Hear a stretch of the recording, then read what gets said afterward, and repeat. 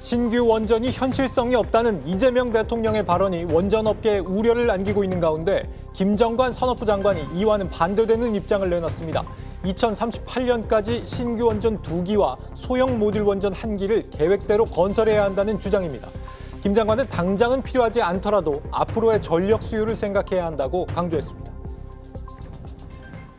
여러분 안녕하십니까. 9월 17일 마켓워치 첫 소식 박승환 세종주재기자 연결해 들어봅니다. 박 기자, 산업부 장관이 소신 발언을 내놨군요. 그렇습니다. 김정관 산업통상자원부 장관은 11차 전력수급 기본계획에 따라 대형 원자로 2기, 소형 모듈 원자로 1기를 지어야 한다고 말했습니다. 어제 세종시에서 진행된 산업부 기자단 간담회 자리에서 나온 발언인데요. 당장이 아니라 2035년 이후의 전력 수요를 보고 대비하는 차원이라는 거죠. 국내외 산업과 에너지 정책을 총괄하는 산업통상자원부 장관 입장에서는 값싼 전기요금이나 안정적인 전력 공급 측면에서 원전이 필요하다는 이야기를 계속할 수밖에 없다는 설명입니다. 앞서 이재명 정부의 조직 개편에 따라 32년 만에 산업부에서 에너지 파트가 떨어져 나가 기후환경에너지부로 합쳐지게 됐죠. 앞으로의 에너지 정책을 담당할 김성환 환경부 장관은 신규 원전 건설에 공론화 과정을 거치겠다고 밝힌 바 있습니다. 이는 결국 원전 건설 백지화 가능성을 내비친 게 아니냐는 해석이 나왔고, 이재명 대통령 역시 신규 원전에 신중한 자세를 보이면서 탈원전 논란으로 번지는 모양새입니다. 이런 상황을 두고 산업장관은 국민적 공감대와 공론화 과정을 통해서 충분한 의견을 수렴하면 전력에 대한 수요가 불가피하고 에너지 믹스가 필요하다는 부분이 분명히 있기 때문에 결국은 원전이 건설되지 않을까 생각한다는 의견을 내놨습니다. 네, 미국과의 관세 협상이 아직까지 실마리가 보이지 않고 있는데 관련 언급도 오늘 있었다고요?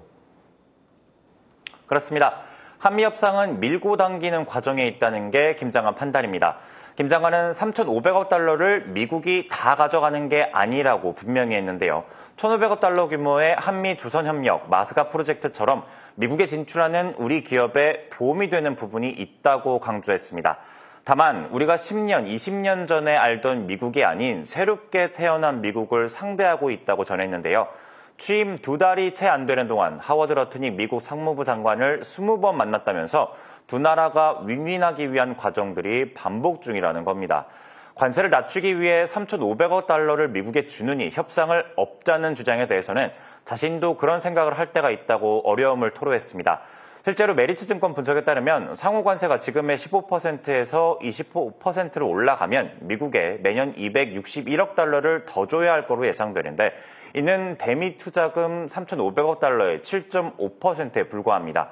김 장관은 인도나 스위스, 중국을 보면 협상이 안 될 경우 관세가 무지막지하게 올라가는 상황임을 분명히 했고, 나아가 관세 협상은 미국과의 관계를 앞으로 어떻게 하느냐를 결정하는 문제라고 본다고 말했습니다.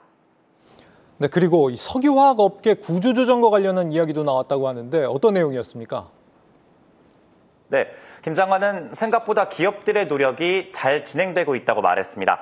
가장 큰 원동력은 기업 스스로의 위기감이라면서 다음 달에는 구체적인 내용을 발표하겠다고 예고했는데요. 앞서 정부는 중국발 공급 과잉 여파로 위기에 처한 국내 석유화학 구조조정에 나서면서 생산 능력 25% 감축을 주문했는데요.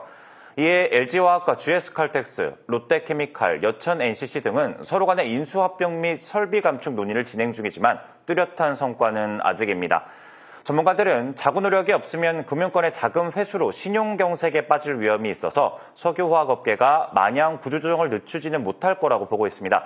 이달 중 채권금융기관의 공동협약이 마련되면 다음 달 정부의 사업 재편 계획을 내고 연말경 구조조정 윤곽이 잡힐 것으로 예상하는 이유입니다. 김 장관은 기업들이 눈치 보기 중인 게 아니냐는 지적에 선을 그으면서 일본이 석유화학 산업을 재편하는데 10년이 걸렸다고 설명했습니다.